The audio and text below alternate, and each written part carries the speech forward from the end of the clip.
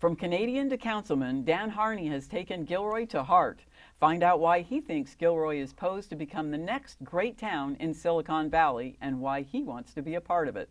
Tonight on Inside Gilroy. Stick around.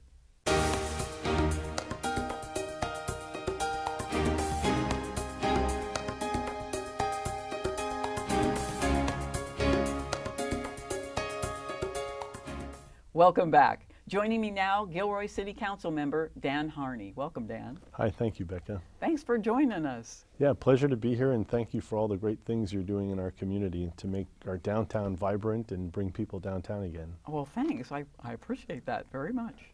The thing that I think is the most fun about you, not that we know each other well, but your journey to America. So you are, as I said in the open, you're Canadian. What brought you to the U.S.? Well, it's kind of an interesting story. In 2002, a person came to visit me at my work.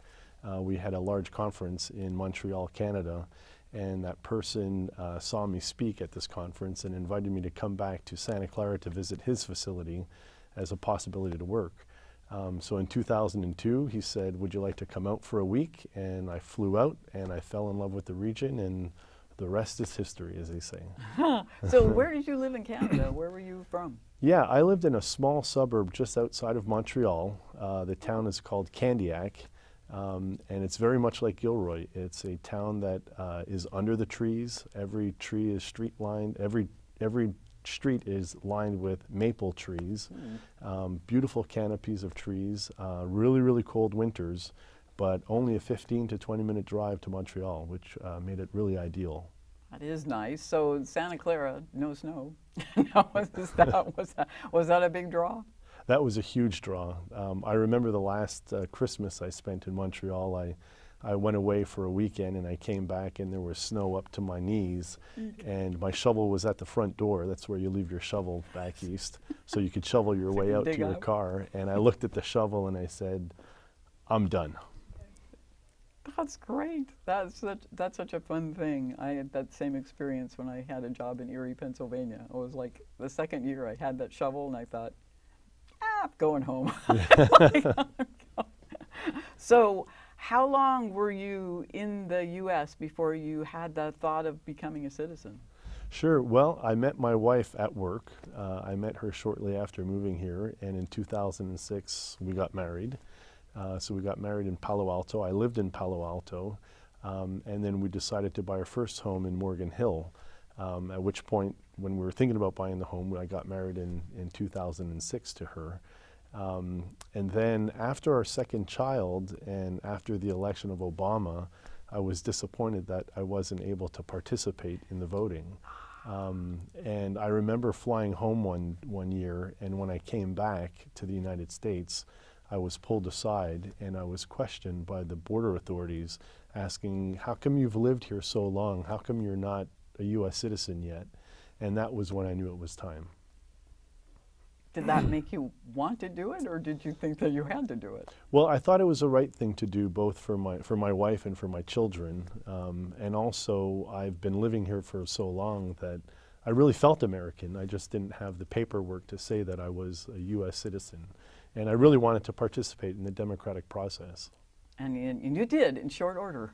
So talk a little bit about how the space of time that occurred between when you became a citizen and when you became a councilman. Yeah, well, I put the application in July of that year, and I found out in November. Actually, my naturalization ceremony was up in Campbell on November 12th.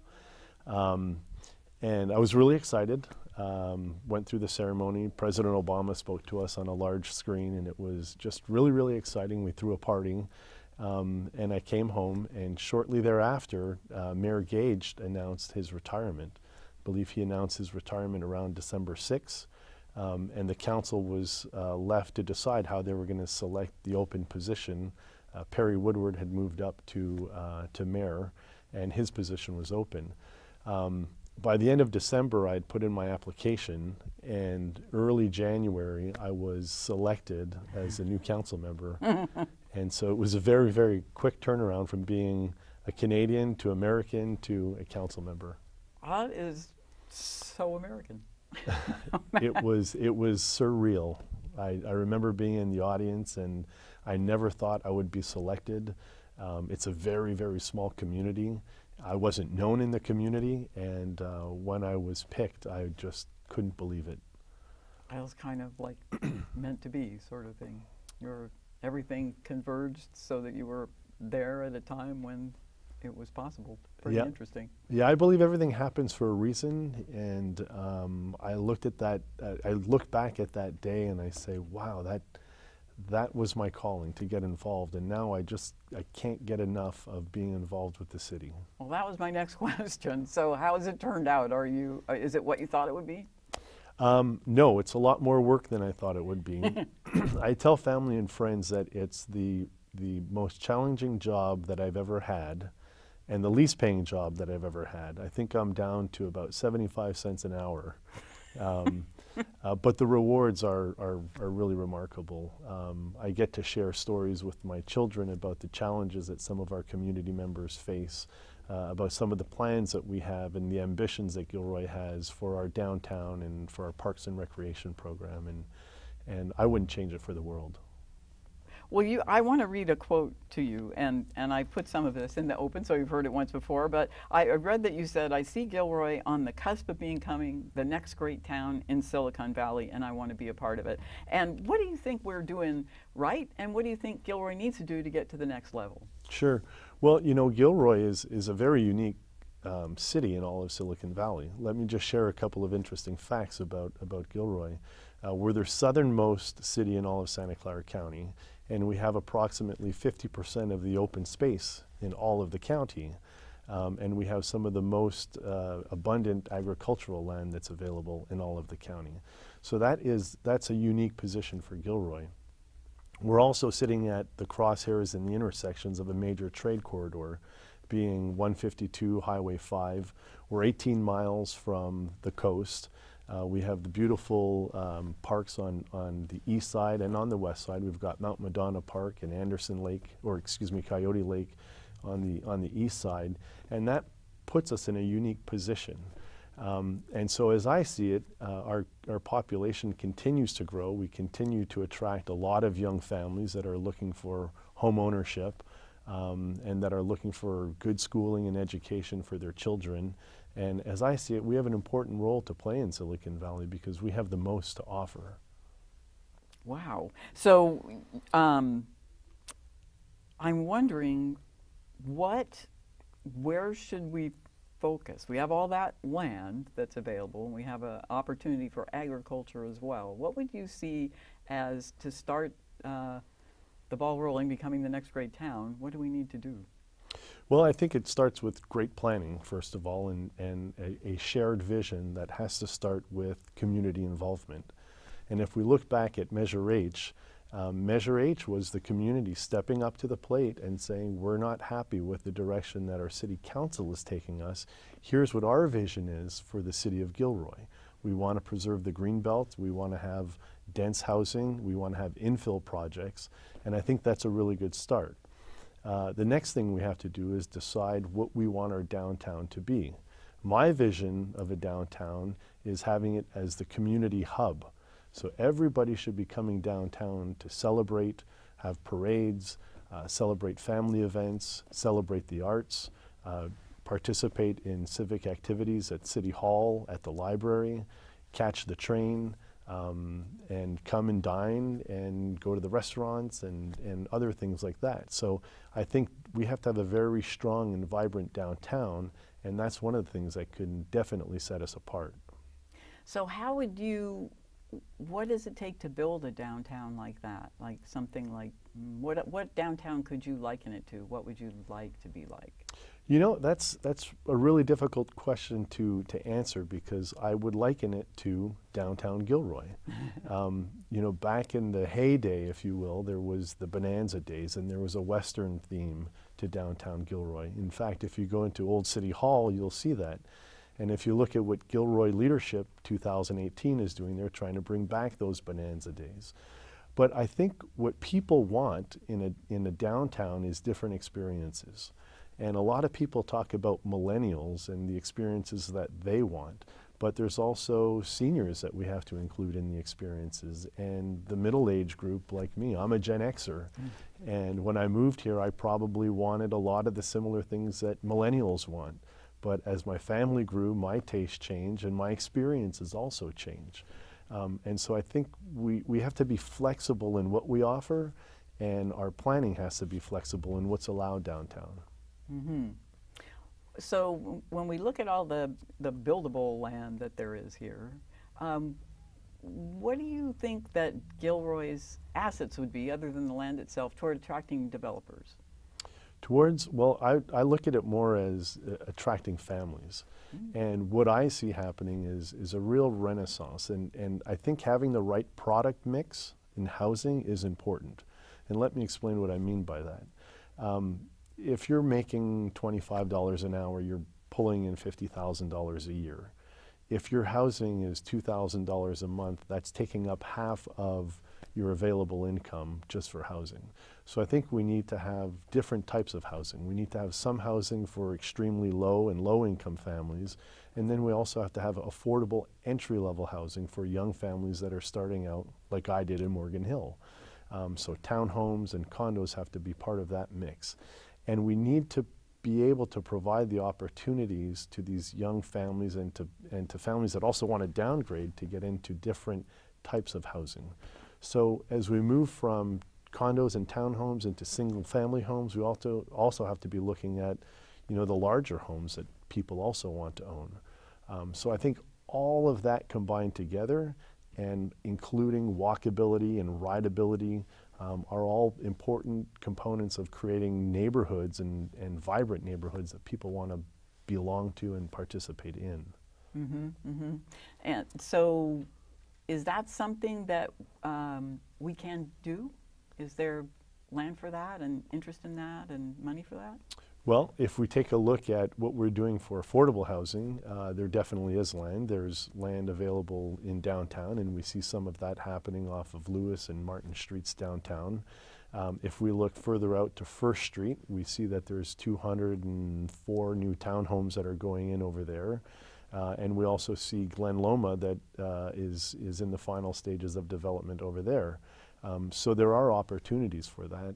And if we look more closely at our downtown plan and the transit center, I think there's a lot of opportunity to put dense housing there that takes advantage of the infrastructure that's already been built in the city.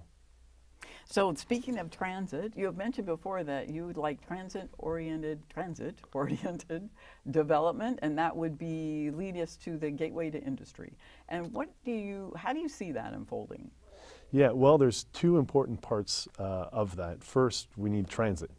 And last year, what we experienced with VTA was actually a reduction in service. And I fought very hard to make sure that VTA understood what our needs were, in that, in fact, if you reduce transit, you're going to reduce the likelihood of people taking the bus. What we're seeing with Caltrain is it's almost at capacity.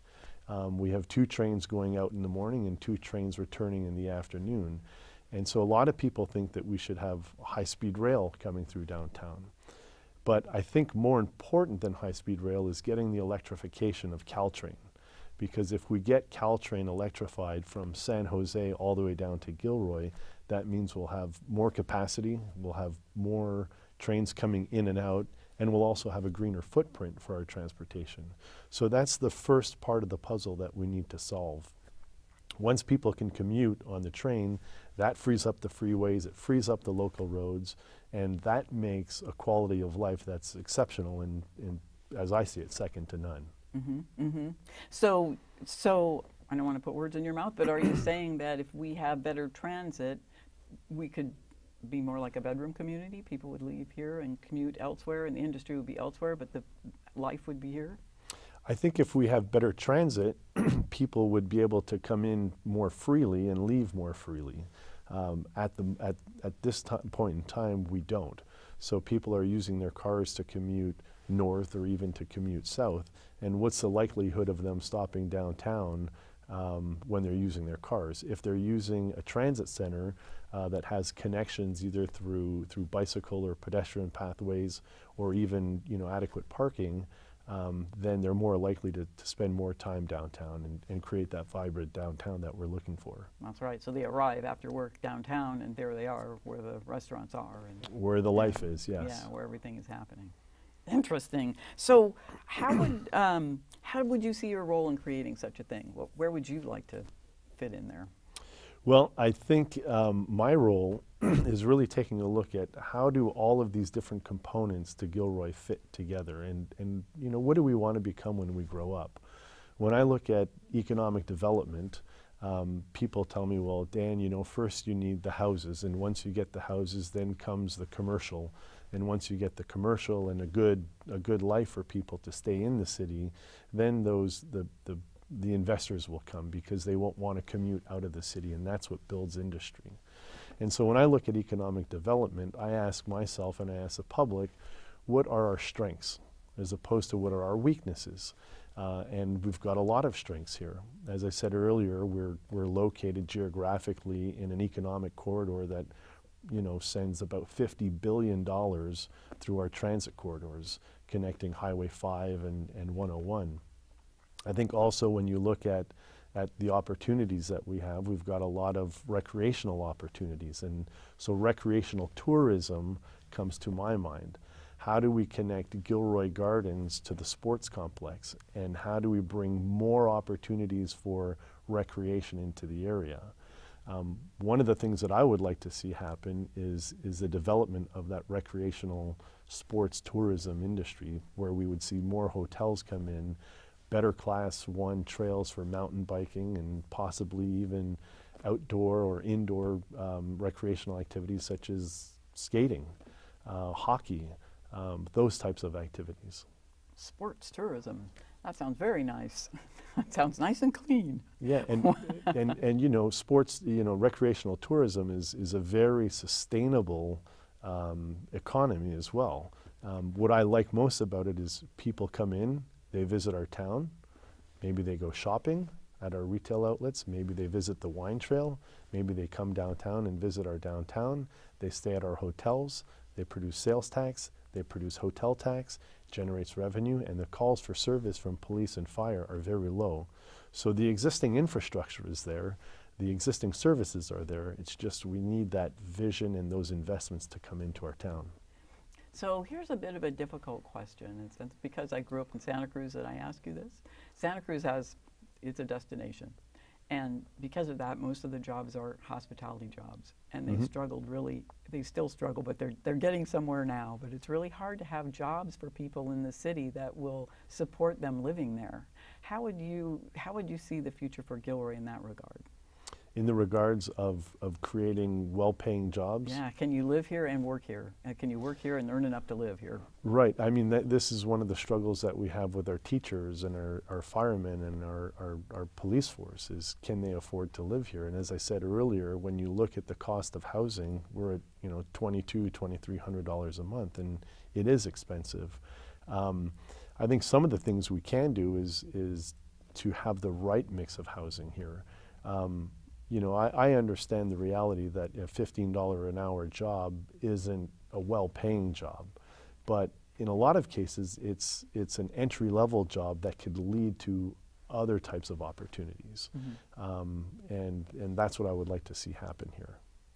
Well, let's talk a little bit about the Silicon Valley Clean Energy Authority. Yes. You play a role there. You're on the executive board, is that correct? I was on the executive board. I just termed out, so I was a founding member of the executive board.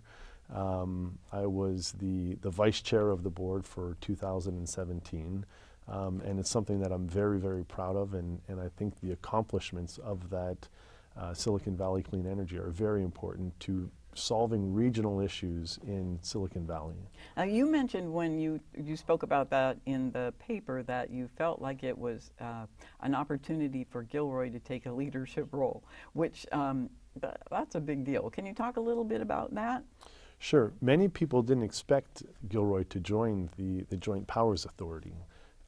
because we're kind of off in the south.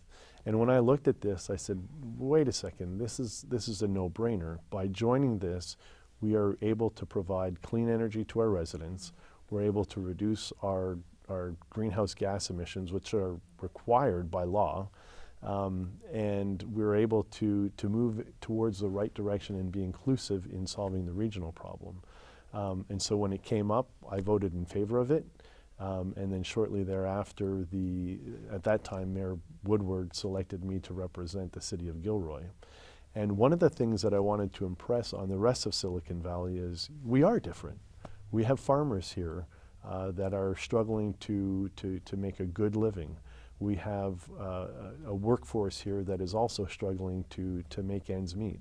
And it would be nice if by joining this, we could provide some assistance and some opportunity to those people. And have you been able to do that through the Clean Energy Authority? Absolutely, yeah. So we've been able to, the first year of operation, the authority has set aside $26 million. That $26 million is in a reserve so that we have rate stabilization in the event that power rates go through the roof. We could maintain a stable rate for all of our customers. Mm-hmm. The second thing that we've done is this year we've went back and looked at the rates, and we're offering a 6% rate reduction versus PG&E electrical rates. And so we're really accomplishing two things. We're delivering clean energy to the residents of Gilroy at a lower rate. And whether you're in business or whether it's just your home, I think that's a win-win for everyone. And what's the difference? PG&E, what are they doing? Like 30% is from renewable, and what is the Silicon Valley Clean Energy Authority doing? Yeah, well, PG&E isn't mandated by anyone to provide clean energy. And really the California cities came together and said, look, if we have these CCAs, or these joint power authorities, we can go out to the open market and we could buy clean energy and resell that to the residents. And so we have 100% renewable energy, and of that energy mix, so renewable energy could be things like wind, solar, hydroelectric dams. The carbon-free comes in where we're not using any fuels to provide the power. So one of the interesting things that I noted about this was that all the cities donated some money to loan to the organization so that they could get off the ground, and they've paid it off 2 years early. Yes, we paid it off within the first year of operations, and that was quite a surprise because there were a lot of naysayers about this program. But we paid off the loan. We wrote a check back to the city of Gilroy. So the entire organization is clear and free. Gilroy got their money back, and we've managed to reduce Gilroy's greenhouse gas emissions by 25%. And as you probably know, and as the audience knows, there's three major contributing factors to greenhouse gas emissions. First is the electrification of the grid, of the public utility grid, which mainly comes from carbon sources. The second is transportation, and the third is cows. And everybody laughs at the cows, but so the next challenge is going to be, how do we solve the problem of greenhouse gas emissions and carbon coming from transportation? And that's why I think electrifying Caltrain, getting that down to Gilroy, is vitally important, not only to our environment, but also for our transportation improvements.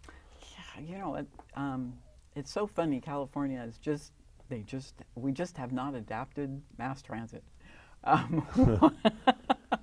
What do you think it would take to get people to go, sure, I'll ride the train? What do you think we have to offer? You know, it comes down to convenience. If you look at the intermodal transportation, the problem is always solving the last mile. So for me to get to the train station, it's about 1.5 miles. How do I do that? I have to get in my car and drive. Once I take the train, or if I take the VTA bus up to work, how do I get my last mile from work or from the train station to work? And that's the piece we have to solve. And so there's things like ride sharing, there's things like Gilroy is adopting, such as the Lime Bike, which can provide some of those solutions, you know, making it convenient for people to pick up a bicycle, ride it, and leave it where they need to leave it. So I think looking at it slightly differently is one of the solutions. Yeah, I know people who used to commute like that would have two old cars, and one they would leave at the place where they worked, and they'd drive from the bus station or the train station to work and back, and that's all they ever used that car for. And we just like. And what we're going to find is as there's more densification throughout all of California, is that there's going to be more transit-oriented development, which we talked about earlier, going up in those parking lots where VTA says, look, we just don't have the usage of those parking lots. Let's build houses and let's get people closer to the transportation line so that they can get to and from work. Yeah. Well, that would be nice, wouldn't it? It'd be great if you just walk to the train and ride your train to work and walk home. And come back. And I think, you know, when we talk about how do we attract millennials, I think that's the convenience factor, because to me, the average millennial that I work with, they wake up in the morning and they work right away.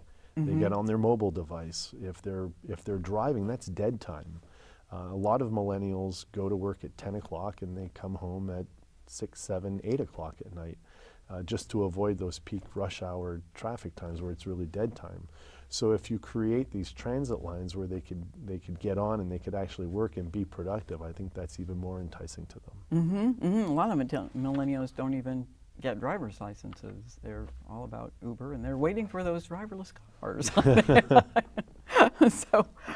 So another one of the other things that I usually ask all the council people is the homeless problem in Gilroy, and I saw you mention in an interview at one point that we are 2% of Santa Clara population, but we have 10% of the homeless people in Santa Clara County reside here. What do you think? Why do you think that is, and how can we improve that? Yeah, I think a big part of it is, one, there's a lot of services here, right? There's the Gilroy Compassion Center that does a fabulous job creating day services.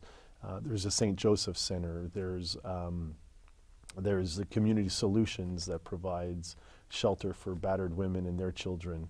There's just a lot of community outreach and support.